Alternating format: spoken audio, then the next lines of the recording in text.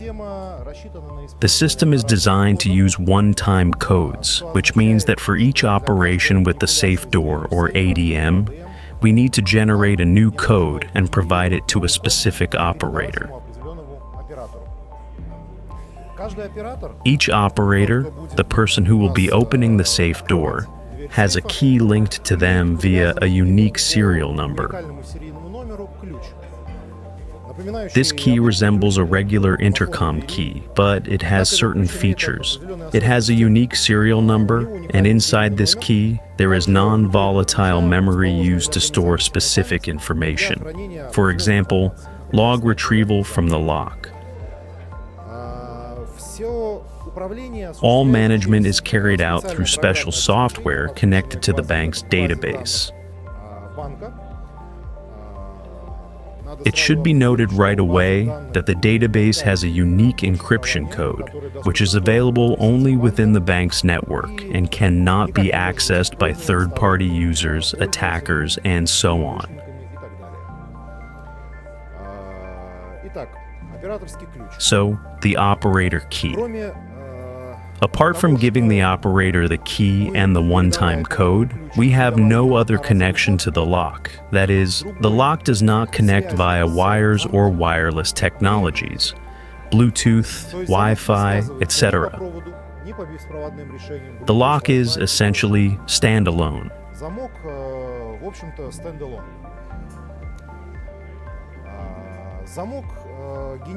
The lock generates the exact same codes that we issue to each operator, and by comparing these codes, it either grants or denies access.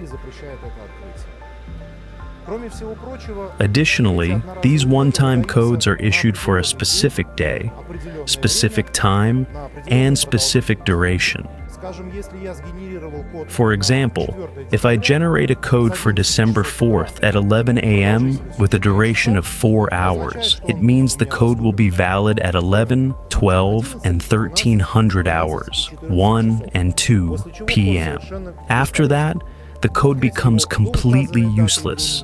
It is impossible to open the lock before or after the specified date and time. Furthermore, this code is issued only for a specific lock.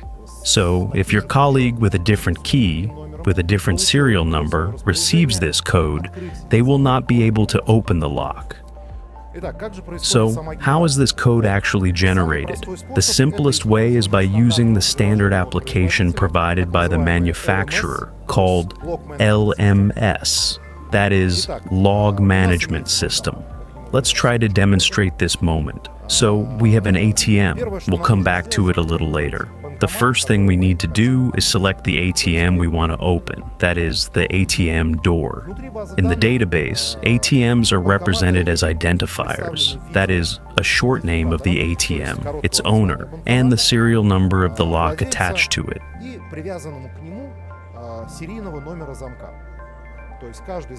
Each lock is a device with a unique serial number.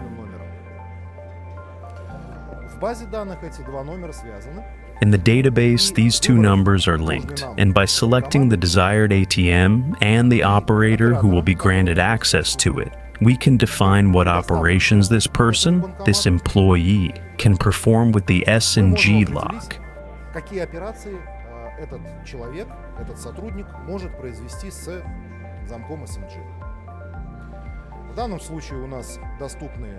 In this case, the available functions are unlock, reset, operator key reset, and short time unlocking for 15 minutes. This time, window is used for urgent access when the operator is already standing in front of the door and asks the administrator to issue a quick code to gain access to the safe quickly.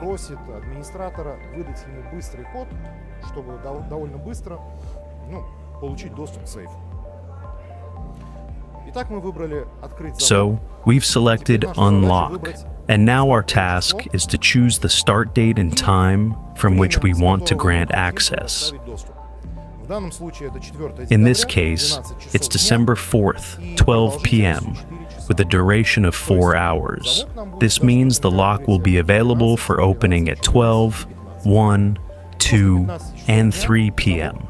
After 3 p.m., the lock will not open.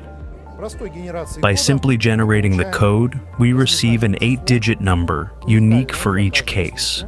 Naturally, this number is not repeated, or it is repeated extremely rarely, so guessing this code is practically impossible.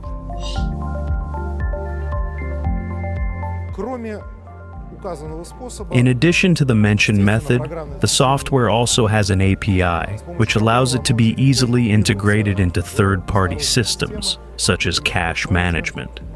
Integration with cache management enables automatic code generation when a cache collection request is created. This means that when a cache in transit officer receives the cache collection order, it already includes the set time, date, time window, and, accordingly, the code for carrying out the collection. So, everything happens in a semi-automatic or fully automatic mode. In our case, we are demonstrating the simplest example using the standard application provided by the manufacturer. I think we can now move on to the ATM and try to open the lock using the code we've just received.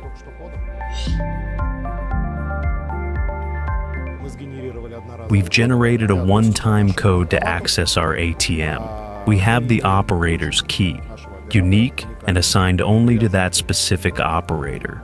There are 2 important points to mention here. In addition to the key itself, there is a small PIN code linked to it, which adds another layer of security because no one except the operator to whom the key was issued should know this PIN.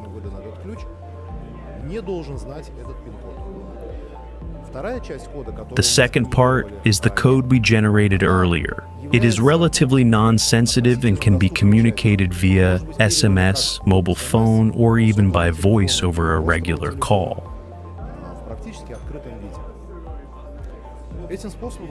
This method enables triple authentication of the operator to prevent unauthorized access. So we have the physical key, the 4-digit PIN code for that key, and the one-time code, which is valid only for a very limited time window. If the operator loses this key, nothing critical can happen for 2 reasons. First, of course, no one knows the PIN code for the lock. And second, even if someone finds the key or somehow learns the PIN, the system will not issue unlock codes in advance.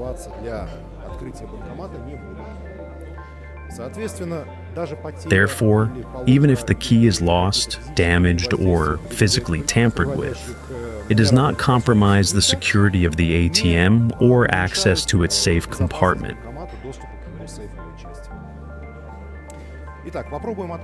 Now, let's try to open our target using the one-time code we generated earlier.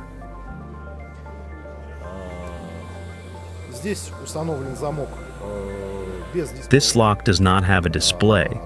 Accordingly, we receive confirmation of correct actions or errors via beeper signals.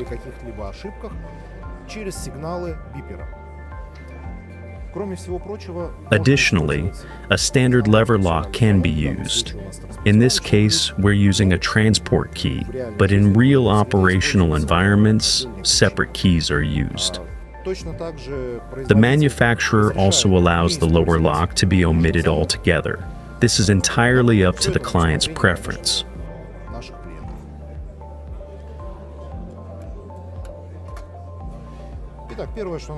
So, the first step is to insert the key into the reader and enter the PIN code. This is our personal PIN and should not be visible to anyone else. I've also received the access code in advance, which I generated myself.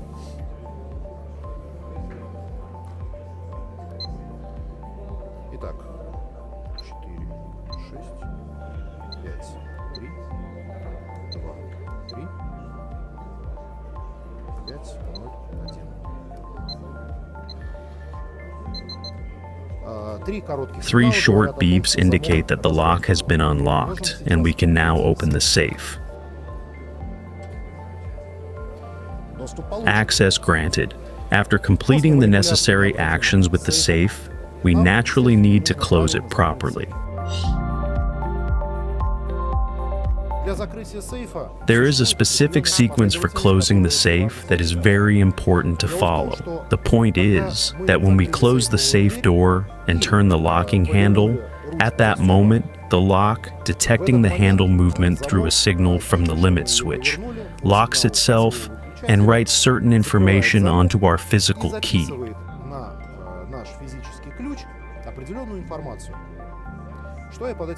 What do I mean by that? In this case, while the door is still open, the key contains information stating that the key is blocked. This is done to prevent a situation caused by forgetfulness or intentional sabotage by an employee who might forget to close the safe.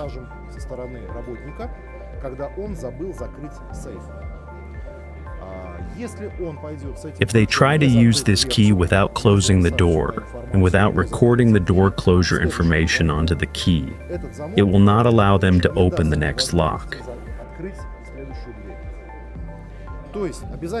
In other words, a mandatory condition for properly closing the door is that the key must remain inserted until the lock confirms everything is in order.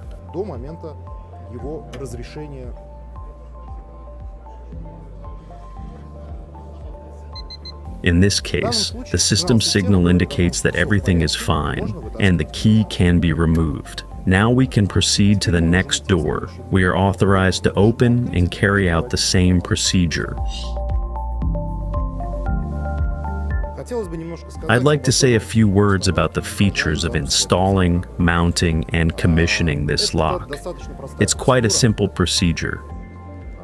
The fact is, the lock's form factor is absolutely identical to the mechanical combination lock that is usually pre-installed in the safe.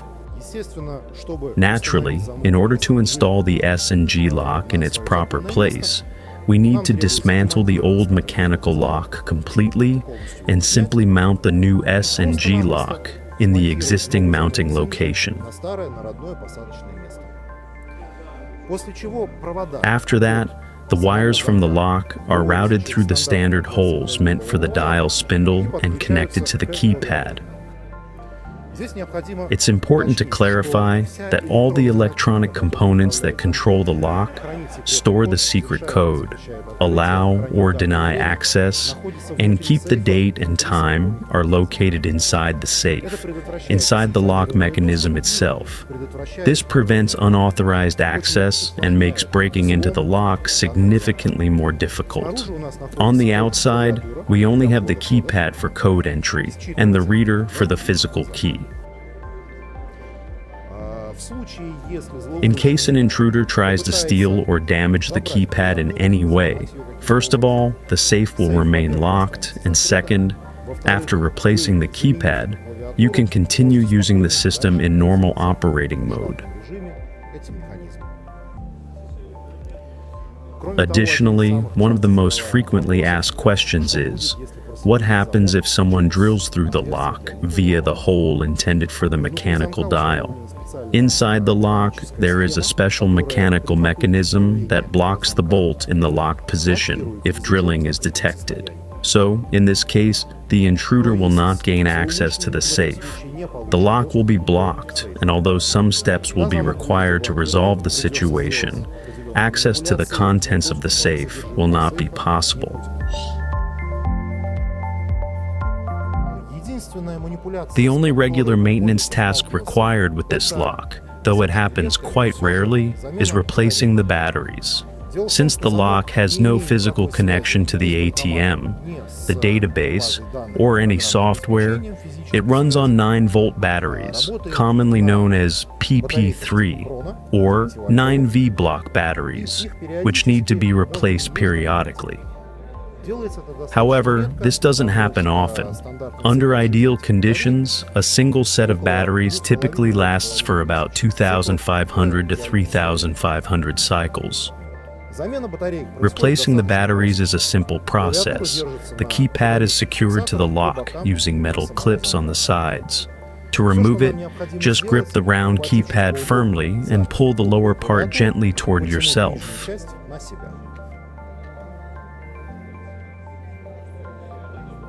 This will expose the battery compartment for replacement.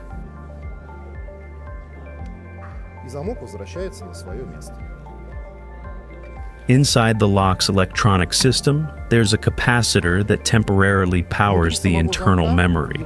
This allows you to change the batteries without losing critical data, like time and date settings. The lock continues to operate normally and doesn't require any further action after the battery swap.